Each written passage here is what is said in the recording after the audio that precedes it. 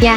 Dan saat ini kita akan jalan-jalan lagi ke daerah Aceh, yang mana seperti biasa nih, kalau lagi bulan puasa apa? Operasi ya, operasi pasar tentunya ya untuk bahan pangan pokok murah. Dan saat ini kita sudah bersama dengan Kepala Balai dari Balai Penerapan Standar Instrumen Pertanian Aceh dengan Bapak Firdaus. Selamat pagi Bapak, apakah sudah bisa mendengar suara saya?